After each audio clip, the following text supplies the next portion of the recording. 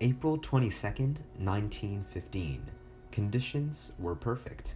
A languid westward breeze, and thousands of unsuspecting British soldiers huddled behind their trenches under the false pretense of safety. The humble Flemish town of Ypres proudly boasted bright blue skies without a trace of clouds. However, Germany's newly developed weapon technology would drastically morph an already horrific war into a hell inside of hell. Chemical warfare was not a novelty. Chemical weapons had been used before, but use had been restricted by the Hague Convention in 1907. Through patriotic determination and a passion for science and his country, Fritz Haber, Germany's leading scientist at the time, formulated chlorine gas, which was perhaps the most extensively used weapon of mass destruction ever. In order to put an end to the stalemate caused by trench warfare, Germany began to mass-produce chlorine gas for use on the battlefield.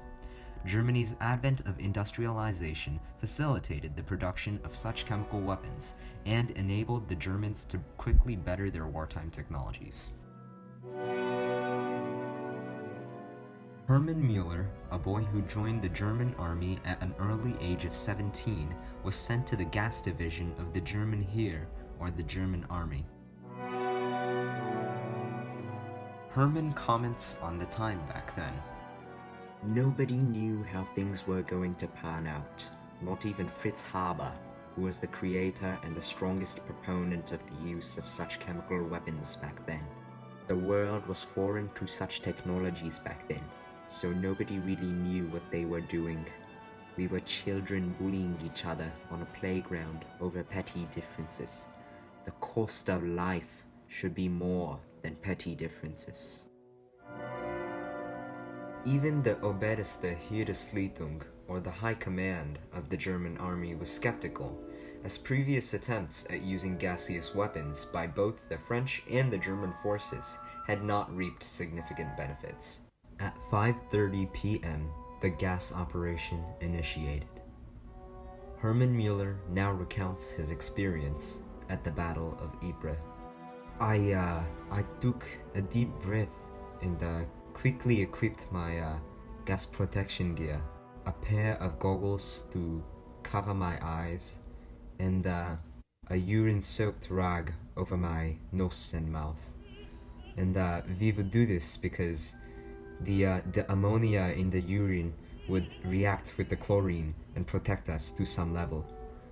I would hurry over with my bulky gas tank and position it carefully, and as I turned the valve on the chlorine cylinder and rolled it away from my trench, a yellow fog would emerge, covering everything in its sight. An enormous cloud would then materialize, slowly drift towards the enemy. And at first, the British had no idea of what was going on.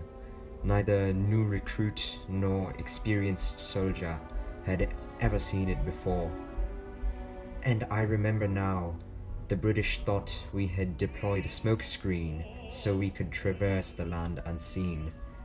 And thinking that we would suddenly jump out of the smoke and slaughter them, the Englishmen unleashed every round they had at the eerie fog.